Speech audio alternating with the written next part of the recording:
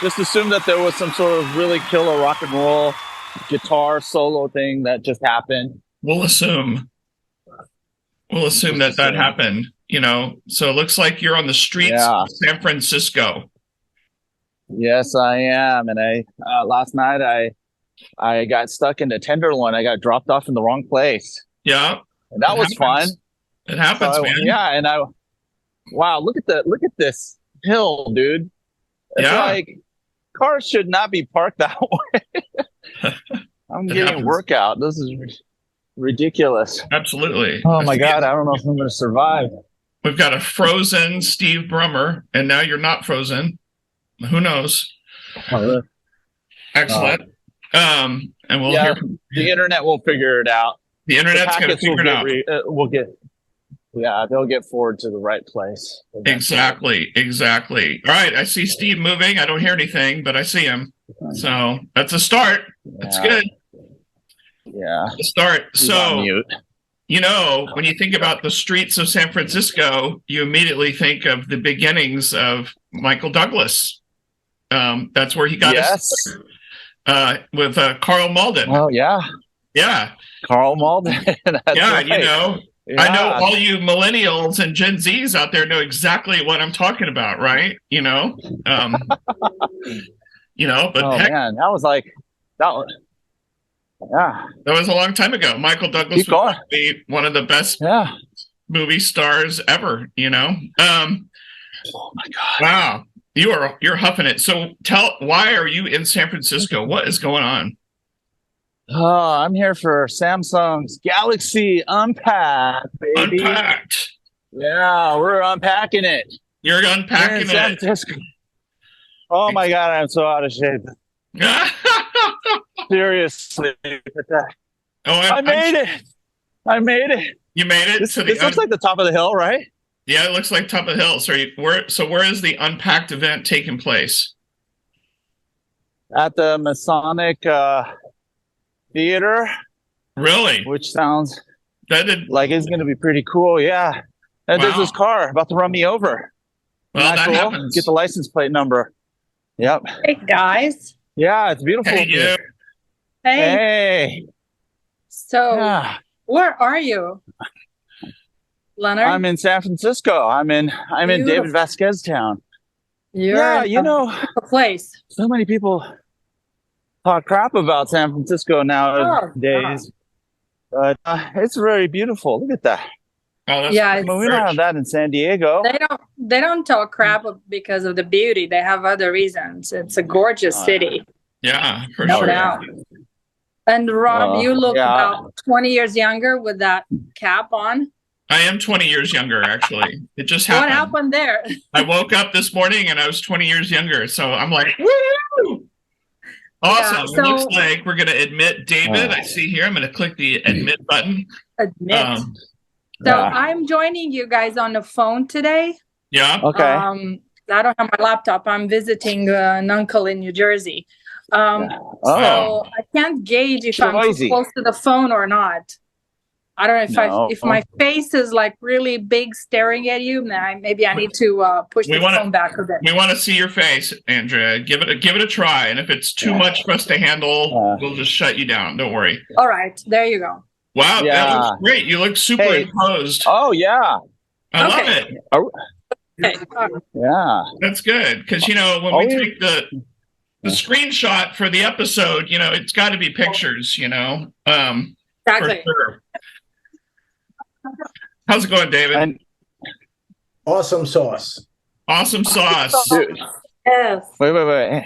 David, I need your help, dude. I'm like lost. So I'm doing the customary Leonard Lee vlogging gets lost and needs help situation now. Where is this Masonic Theater thing? And right now I'm demonstrating my ignorance to the entire interwebs. Why don't you use your iPhone and have it tell you? Is that thing? Because I'm using my iPhone to talk to you guys. Oh, well then use your new Samsung Galaxy 23 that you haven't gotten yet because you're going to the Unpacked event. Yes. Like Google Maps. Yeah. That's why you need two phones. I think Leonard just aged himself because this is what the man said. He's on the phone Rob tells him, use the map. And he's like, I'm on the phone. As if technology hadn't solved for voice and data simultaneously like 2,000 years ago. Well, you know what? Find me the technology that helps me grow a third arm, and That's Fair. it. you can I was come back gonna and tell say me you that. Okay. hold coffee in the other hand. But Leonard, Yeah. if you're going to the auditorium, it's between California and Pine of Taylor. Okay. All right.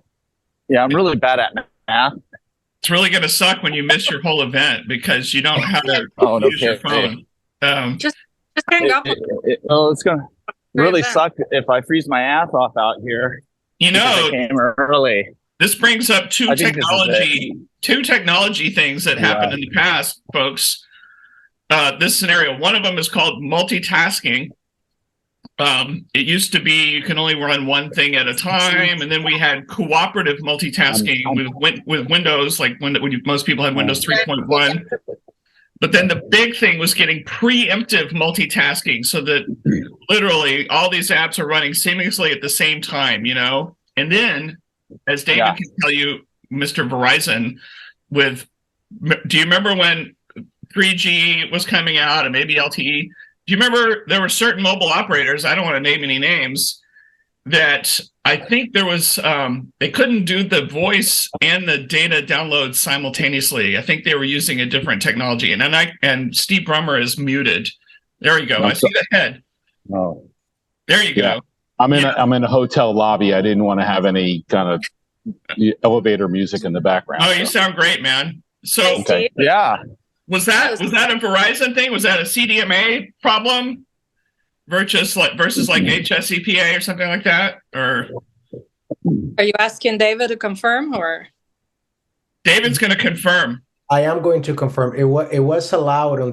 Well, here we go into was it technically allowed by the standard, and did the operator release the standard? Right. So there's that. But I think until LTE came about, it pretty much sucked. Apple got ahead of it if you were on Wi-Fi. Yeah. But yeah, it's been some time that you can do voice and data at the same time because the path is different. I just want to remind everyone you could do that in 3G, but you had to be with the correct mobile operator, which the correct mobile operator has changed over the years. Sometimes it was one company, sometimes it was another. While Verizon had the best coverage, AT&T will let you do voice and data simultaneously, so you could be talking and and I don't know, because Verizon hung on to CDMA for a long time, right? Yeah. In fact, you didn't switch until LTE, basically. Pretty much.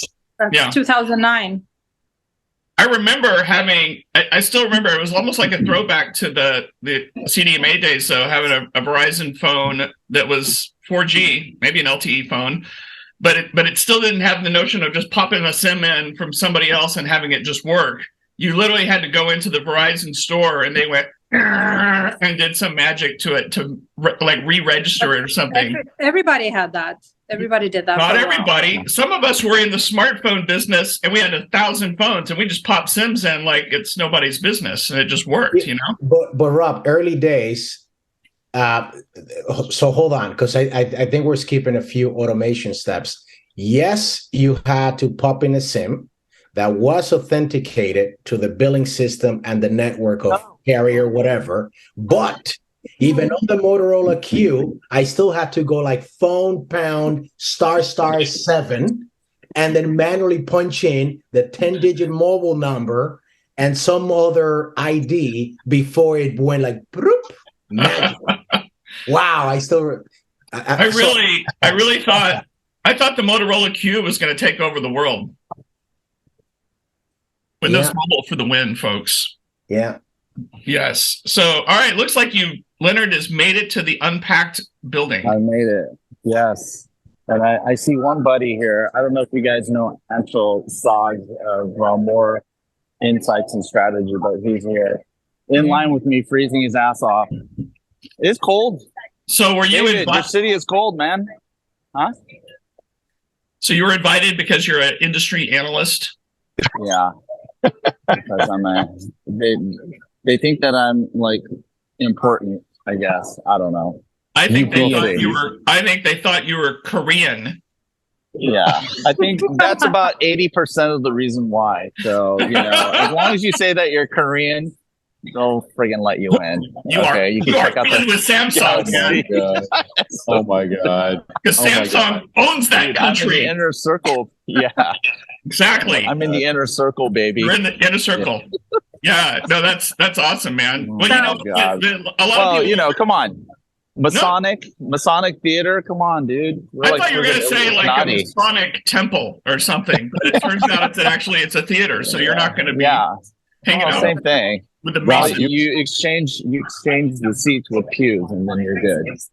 So speaking of Korean, I don't know if you saw the last couple of days. Every one of the channels that I watch, telecom, RCR News, Light Reading, was talking about Samsung snatching 2 executives from Ericsson. You seen that? No. Who'd they grab? Yeah.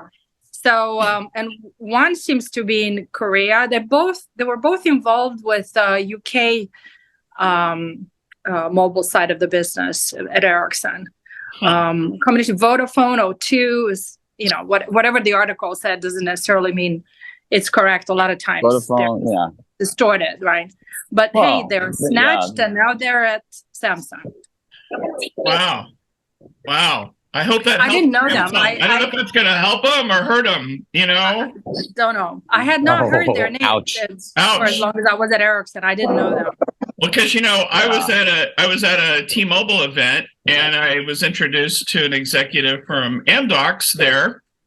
And the person introducing me is like, yeah, Rob, he was at Ericsson. And of course, what did he say? Oh, I'm so sorry. Like, okay. So mean. I know. So, hey, look, I'm getting photographed. Amdocs is sending love to Ericsson there, basically. They're telegraphing it, And you're being photographed because you're like some kind of movie star or something? Oh, yeah. Exactly. He's Korean, remember? I'm like red carpet material, even though there's no friggin' red carpet. I think it's not just because he's Korean; it's because people secretly know that he was in a boy band. Yes, or isn't. Or maybe he still is. Yes, he's a K-pop star. He's a K-pop star, Korea. and we talked about this. I think last year. How we thought it was brilliant marketing on Samsung's part to have BTS doing their television commercials. It's like they're the hottest band in the world. Of course, the flip phone, and they're all dancing around. That's right out of the Apple playbook, right? Remember, Apple gets you on emotion. They get you on feeling like you're part of the cool crowd. The technology is not important. It's the cool people, right? And so. Anyway, yay, Samsung. Also, what people don't really know, you think it's just this battle royale between the iPhone and Android, and Samsung kind of dominates that space. When Apple does well, Samsung does well. Because guess who makes components of the iPhone, like the screen and stuff like that? Samsung does, right? And so... G2, yeah. Yeah, it's kind of a, we talk about integrated supply chains around the world, right? And that's part of the deal. Apple doesn't know how to make all that stuff themselves, right? Well, yeah. Well, I mean, that's a good point. I mean, the thing is that everything is so interconnected and, entangled. It's pretty complicated. And I think people think too simplistically about how interdependent everyone is, and, when you pull things apart, there's implications, it's just, as you make your decisions around how you pull things apart, you have to be very careful. Otherwise, you get results like Intel.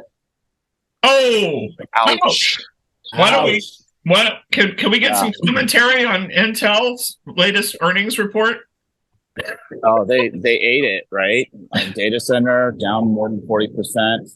Oof. Personal computing. Wow. That was down. A client computing group, which is their PC group, was down. About the same. Outlook is not looking that great. Probably just as bad next quarter. Hopefully they'll do better, but They can only go up from here. So what are you saying is you buy the dip? Buy the dip? No, I don't say anything. Okay. Yeah, we're here for just silliness purposes only. So anyone who takes our advice and tries to invest in anything, wow. They're on their own. Just wow is all we can say. We are not giving financial advice here. Kind of like buy on the dip when we thought AT&T was bottoming out at 16 or whatever. Yeah. No forward-looking statements. No forward-looking statements here. I actually made a backward statement, right? Backward-looking statement. So that's all you're going to get here on IoT Coffee Listen, Talk. you can still go to jail for that crap. Excellent.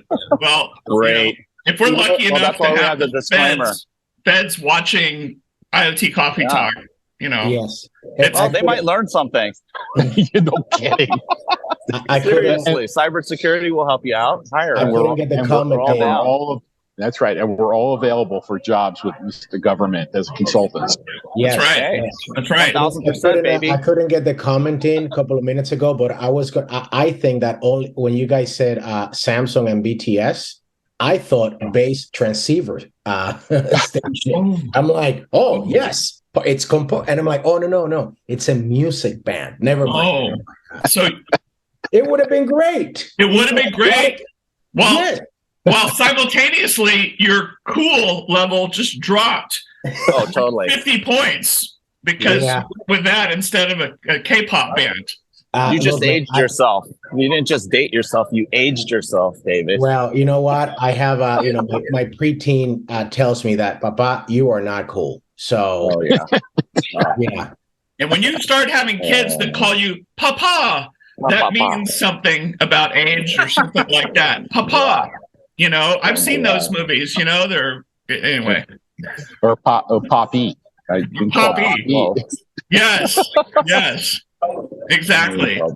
So Andrea, are you daring mighty things in the background there? Yeah, that's what I pretend. Oh, wait, we finally have a smart person joining us. I'm now admitting Bill. Oh my God. The actual rock star of this group here, Mr. Smart City. Finally have a smart person.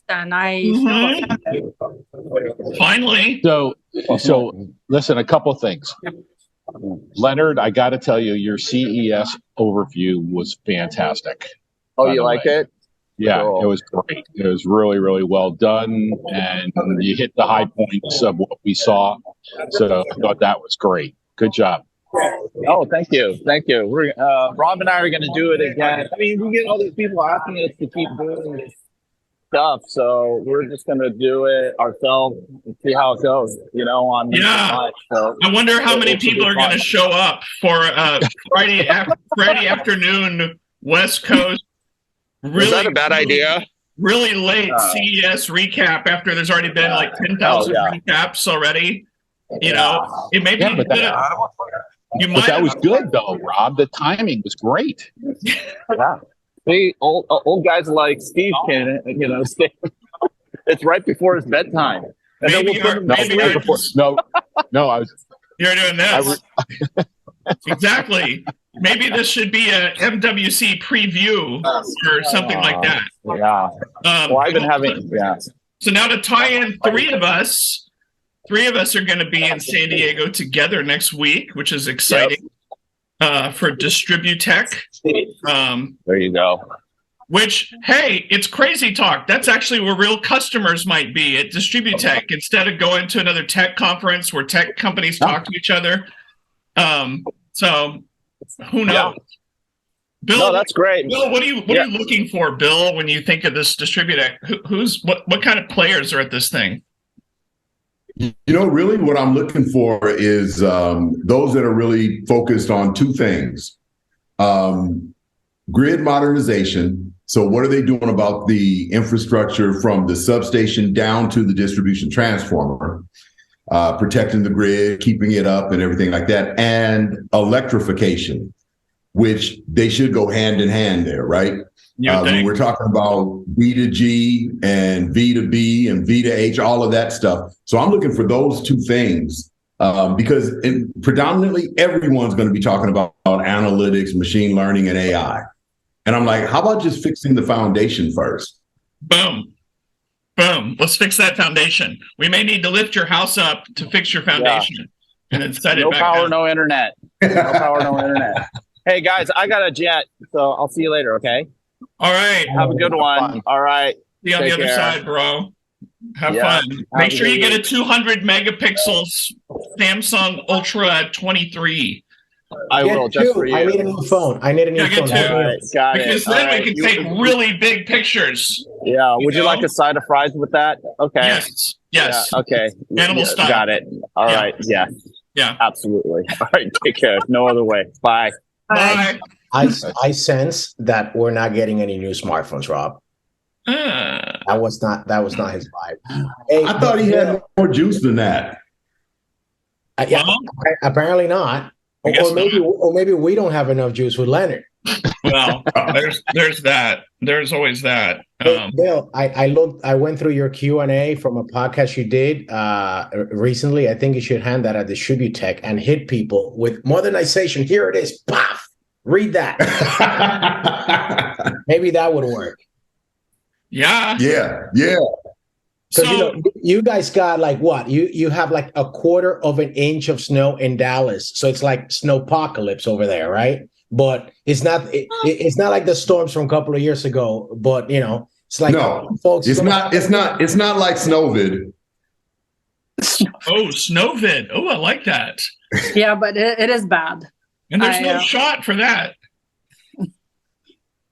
I left Dallas Monday morning when it was still okay.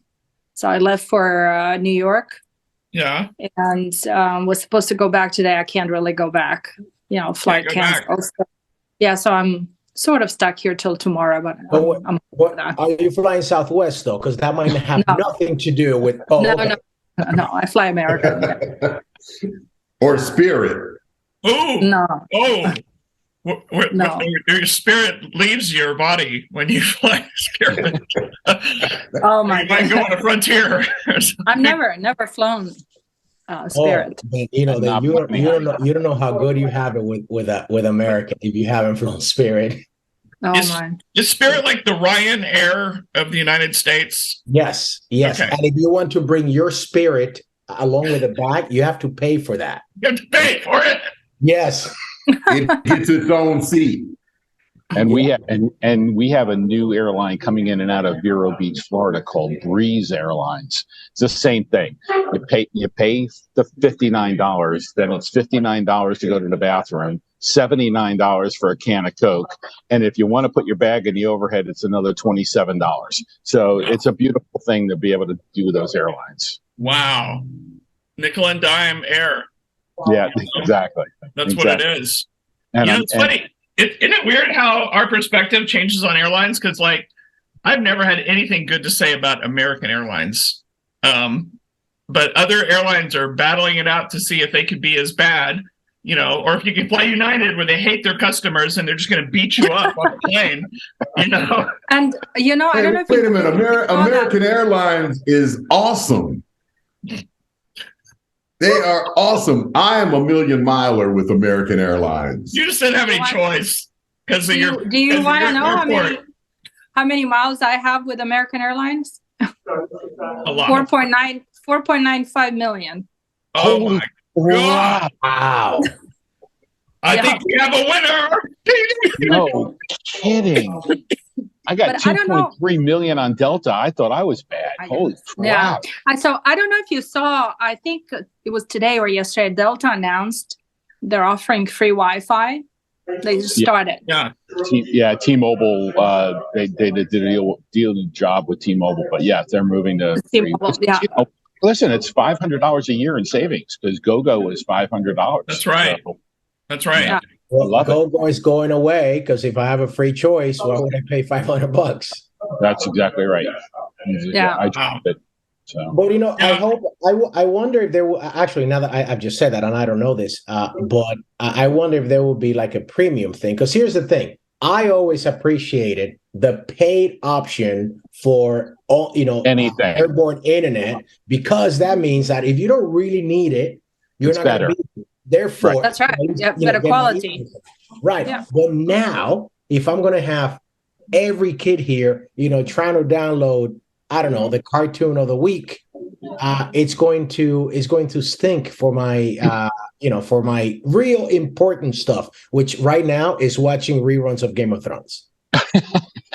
Well, and Andrea, I'm going to tell you, it's funny you say that, because I was trying to get out of Melbourne, Florida to Atlanta 2 weeks ago, and they were we got on the plane 6 a.m. and by 6:20 they're telling us they have a mechanical that their radios are not working in the cockpit.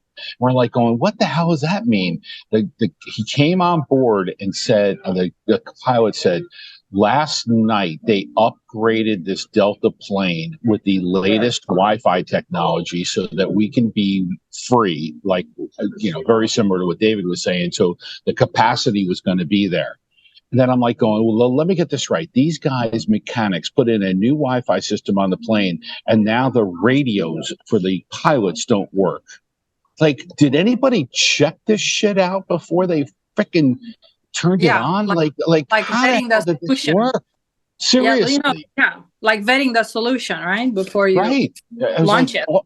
And all the, and when you come fly to Melbourne, that's where, NASA and Rockwell and all these guys are there. So half the plane is geeks at 6 o'clock on a Monday morning going to Atlanta, and you're going, everybody's looking at each other going, this is not good. Like, this is how you upgrade a Wi-Fi access point system? Seriously. Yeah, big rubber mallets. Here, I'm putting a new Wi-Fi access point on a plane. Boom, boom, boom. So where are you this week, Steve? Right now, I am in sunny, beautiful Jupiter, Florida. So it's 80 degrees, sunny, blue sky, gorgeous at the beach. So, is that near West Palm? North of West Palm by about okay. 20 minutes maybe. Are you going to drop by Mar-a-Lago?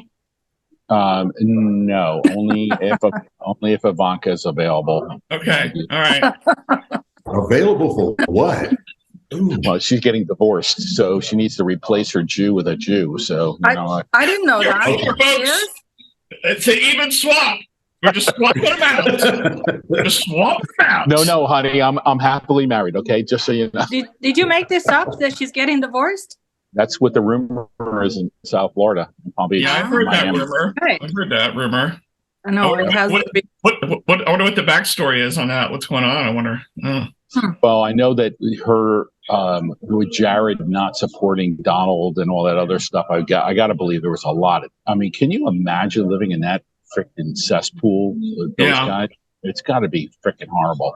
Just got to be horrible. So much of that whole deal there is pledging fealty, kiss the hand. Exactly. And if you're not 100% on board 24/7, then you're disloyal or you're a traitor. That's right. And even Don Jr. lives here in Jupiter at Admiralty Cove, while she's down in Miami and Donald's at Palm Beach. So they're all like kind of separating a little bit, but they're all saving on no state income tax. So that's what we love the free state of Florida. Yes. Yes. How's that property tax working though? Listen, you had to bring me down, Bill.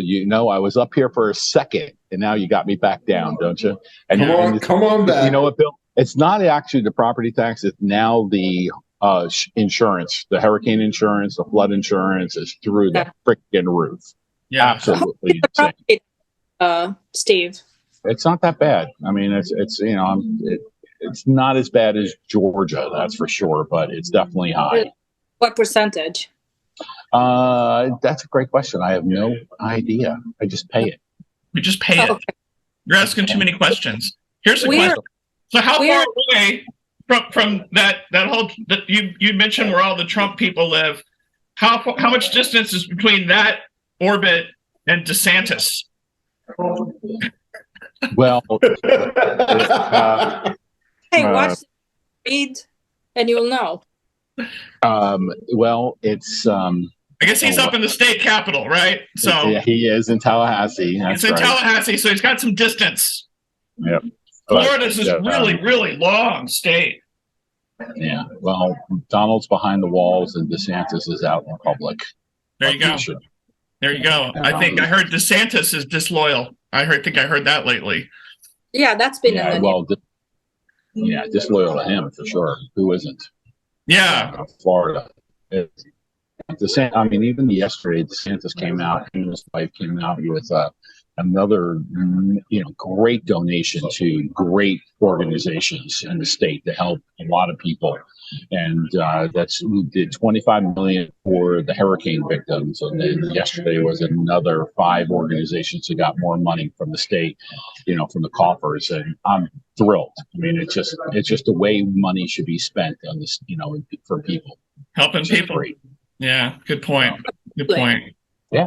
No, I mean, that's why we're paying our taxes. I'd much rather have our taxes paid, to going to those kinds of organizations and helping the state people than half the other crap that goes on. Absolutely. There you go.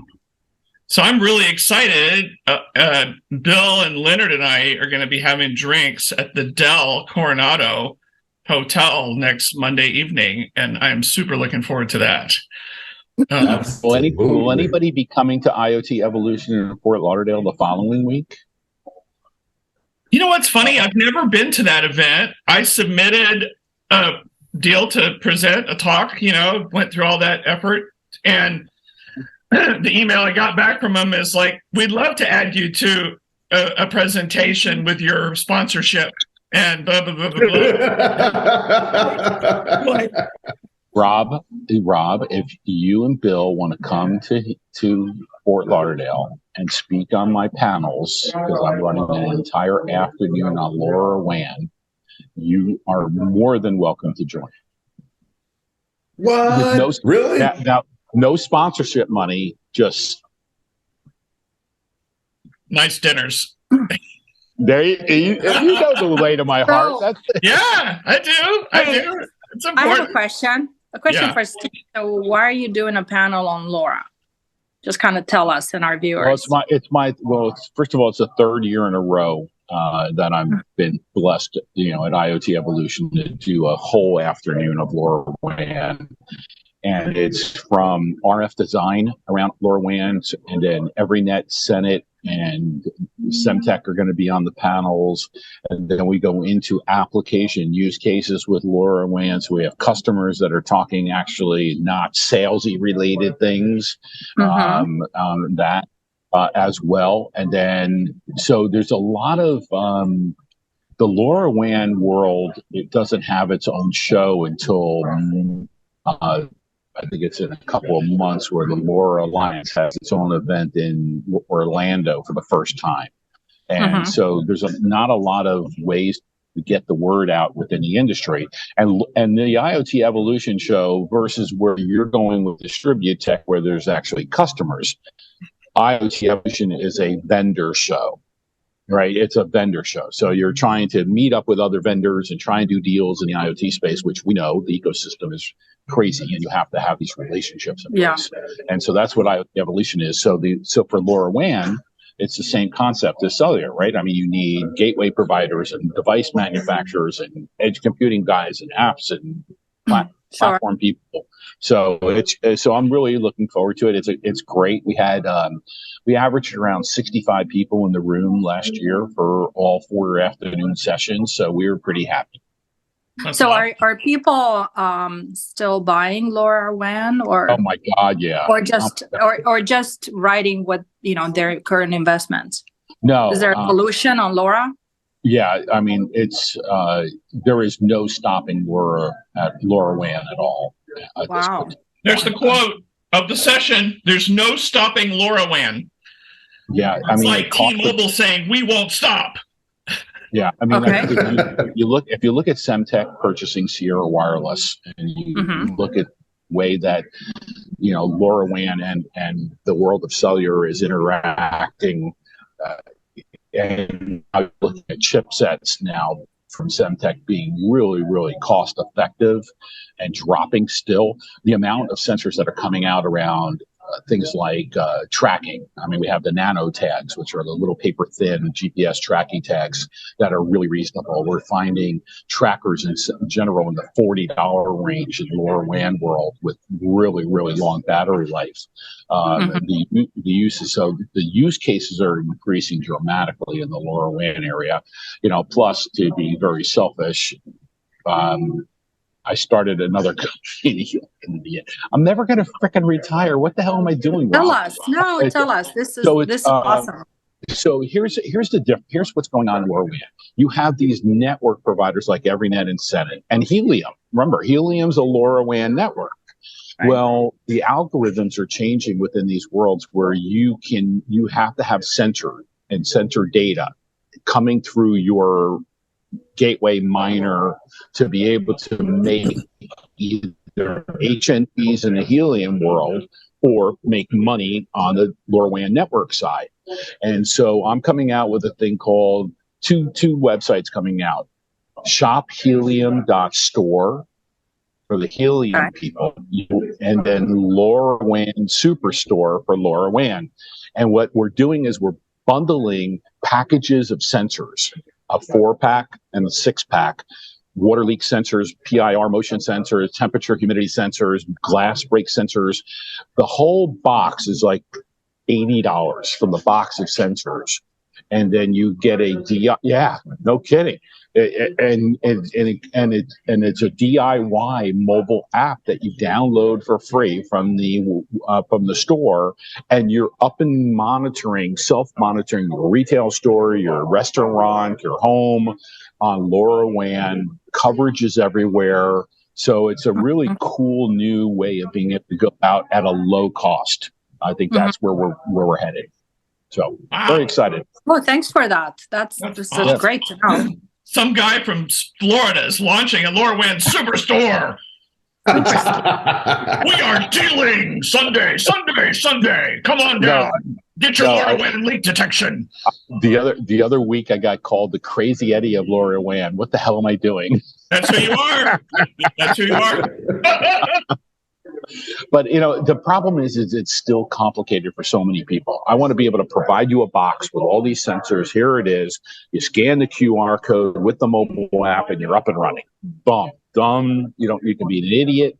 And it's funny because my slogan when I was talking to the rest of the people putting all this stuff together, how we all talk about idiot proof. It's got to be idiot proof. I'm now into the level of it's got to be dumbass proof. It's got to be dumbass proof. Dumbass proof. Yeah, that's my new marketing slogan. I like that. Dumbass proof. But it's got to be as easy as setting up your Wi-Fi in the house. Exactly. That's exactly right. You know what I don't always understand. I might. Go ahead, Andrew. No, I was going to say I might LoRaWANize our house. I'm just getting ideas here. I've never really I looked into LoRaWAN just from a competitive point of view, right? When at Ericsson, I still say we after so many years marketing cellular Cat M1 and NB-IoT. So I looked at it just from a competitive point of view, but it's like I didn't want to know too much because I want a cellular to prevail, right? But I'm the opposite now. I'm more curious. Right. Yeah, and Andrea, one of the things that I love about it also is that inherently in the code, it is encrypted data from the sensor to the gateway. And so there's a lot of more security related things. And Rob and I have talked about this from a agriculture standpoint. The idea that data is encrypted, out in the middle of the field, no one's stealing that data, and the simplicity. And the other thing too is that you can put a gateway on a tower and it goes 5-10 miles protected. That's now we're starting to talk about a little bit different application use cases. There's a condo complex down here that I'm working with. Their average cost of damage replacement for a leaky hot water heater in their condo high rise is $20,000. because it leaks in the apartment that's there, and it leaks in the apartment below. And they got two 20-story towers. And so I'm talking to them, and I said, well, how about I just put two LoRaWAN gateways in each tower, and I'm going to give you 200 leak sensors for free, which cost me $17, $20 a piece. I'm going to give it to you for free, and you're going to pay me each month for the next 3 years, and it's done. It's an unbelievable deal, but it gives you LoRaWAN coverage. I don't have to worry about it. I'm backhauling it over 4G LTE. It's, there's a lot of really cool things that can happen over a LoRaWAN perspective. How do I all right, so I buy all this LoRaWAN sensors, goes through a gateway, and then the gateway is backhauling somewhere. How do I get that back into my IoT platform? I did just put a video out this morning. I've got a new release of the Greenhouse platform. Right. Congratulations. Thanks. Congratulations. I've been writing so much code. But it's such a blast. It keeps your brain going, But luckily, I'm 20 years younger now with my hat on backwards, so that's good. Hey. But I'm always thinking about. That's it. Now I know. So there's always the thing about, in my mind, wrongly probably, I know how to get data from a device into a platform where you do something with it, and it's typically an SDK on the device, potentially, that's sending it straight to the platform. Now, obviously, with LoRa and some others, you don't control what's going on at the device, and it's sending it to a gateway. You don't control that. But maybe once you're at the gateway... No, you do. You do control it, Rob. I mean, if you put in your own LoRaWAN gateway with a 4G LTE backhaul, there's no difference between that and an edge computing box or any kind of network failover cradle point router box that's being sent back. The APIs are there. The integration to AWS and Azure and everybody else are there. LoSant and PTC thing, we all have some kind of large platform integration with LoRaWAN. It's just data coming in. It's no difference, nothing crazy at all. But I think there is a bit of confusion around the private versus the public. Right. Definitely. And so Rob, to your point, I think that you're talking about the public piece of it, where you're not in charge of anything except the data past the network server. And then at that point, it's who owns the network server, who owns the gateway and all of that. But if you go private and you deploy all of your infrastructure, then yes, you have that. I was forced to play around a lot with LoRa, both early days up until now. I mean, Purdue University is using LoRa and LoRaWAN and things like that. So because I am the way that I am, I don't necessarily care about transports. I care about use cases. I agree. Yeah. Okay. Yeah. I care about use cases and costs. Well, yeah. Well, the thing about it is that from the use case, you can derive whether or not it's going to be cost prohibitive, right? Because there's the value associated with what you're solving. Yeah. Sure. Yeah. So, I mean, I have a tendency, it's not for everyone. When I articulate those approaches, everyone kind of wants, no, I want LoRa. And I'm like, for what? It's just like if they say, I want cellular, I want NB-IoT, for what? What problem are you trying to solve?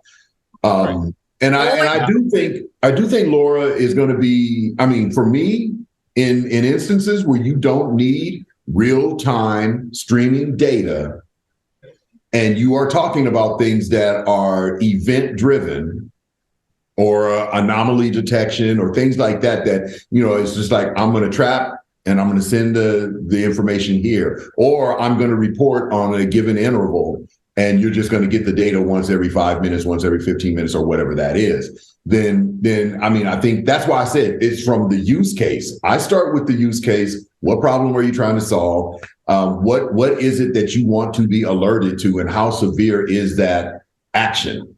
And how big how much are the data packets? That's the thing, right? Because there's only so much throughput. And even though you have 3 different classes of devices that you're actually talking about from a LoRa perspective, my only point, and there's ways around it. My only point of concern has always been around security and OTA. Those have been my only. Other than that, I'm like, it's perfectly fine. It's just like any other LP-WAN option that's out there. Yeah, I mean, we're from a security standpoint, Bill. You're right on. I mean, even though it is encrypted data between the two, we are now starting to do some very similar things that we're doing on CAD-M and LTE-M from a encryption of that data and the management of that data and a secure level. So I agree with you on that one too. So I think and I think you're right from a public standpoint with Senate and EveryNet and Helium and public networks that are there. If you have the connection you have to have a connector, to the back end of those companies in order to get the data in and out. But from a private standpoint, Rob, for what we've done on the farming standpoint with IoT America and US Cellular and all those, the private data side of this thing is just so much more cost effective. Yeah. So I want to do the integration effort, I guess. So I would need to take my SDK and put it on the network server or gateway, or is that the same? On a private side or a public side? On private, if I was doing it private. Yeah, you would just connect to, you would have a typical connection to a Telit or a Curlink or multi-tech router, and you're on your merry way. So I sucked your SDK. You're just gonna, if you're private, you're just gonna be leveraging your APIs. Right. Exactly. I guess I'm accustomed to going way back in time where you wrote code that runs literally on the device with the sensors, and you could do that. I mean, you could do that. And the thing about it is that the majority of the sensors don't have much space. No, yeah, exactly. I know exactly. And so I'm assuming I'm not going to do anything on the device and associated sensors. It's going to fly over a LoRaWAN land in its own proprietary protocol. It's going to land on some gateway-looking box thing, and there I will be able to suck out their proprietary LoRaWAN deal to something that works on IP networks and turn it into a packet that can go into my platform, just like if it was LoSant or Azure IoT or whatever, something like that. I would probably start at the network server because the network server lives in the cloud predominantly. I would start there, and because you have more storage and compute capabilities. Okay. The network server, is that if I'm doing a public thing. If I'm doing it all private, I would control the network server. Is that correct? That's correct. Yeah. Right. I need a new refresher course, I think. My team would love to give it to you, Rob. All the components. I mean, I've got good friends who've been building all that stuff for years, but I dabbled in it a long time ago. Just like if I was using Blues Wireless, I don't send stuff directly into my platform. It goes to Blues, and then they do a webhook to blast it into your platform or whatever. Yeah. Yeah, did you see their new FODA announcement yesterday? It's pretty cool. It's pretty cool. I like it. They're doing some great stuff. I enjoy working with those guys. Yeah, absolutely. I agree. All right. Are we all done? Yeah, I got to run in 5 minutes anyway. Okay. Yeah. All right. Well, it's good seeing everybody. All right, and you'll be live at Distributech next week, and then live at Distributech. Yeah. And I will be live at IoT World the following week. How's that? Hey, is that the one the event that you're talking about for next week? Is Bernard putting that on? Who puts that one on? The IoT Evolution? Yeah. It's a company called TMC, but it's Carl Ford and the IoT Evolution Group. Okay, I'm gonna take a look and I'm gonna reach out to you. Yeah, we'd love to have you, Bill. So if we were going to come to Fort Lauderdale and be on your panels, we need to register for the event, I guess, or I will get you in as a speaker pass and you will go. You don't stop this. Listen, we're all entrepreneurs. We're all consultants. There's no paying for any of that crap. You want us on your team. You need us on that team. You want me on that wall. I'm not paying for you. I'm not paying for the wall. You can't handle the truth. That's right. You can't handle the truth about IoT.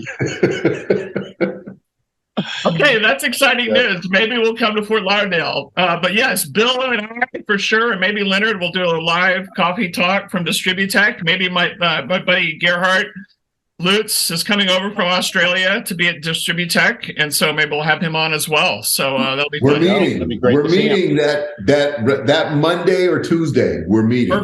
Perfect. Looking forward to it. All right, see you guys later. Have a great day, everybody. Adios.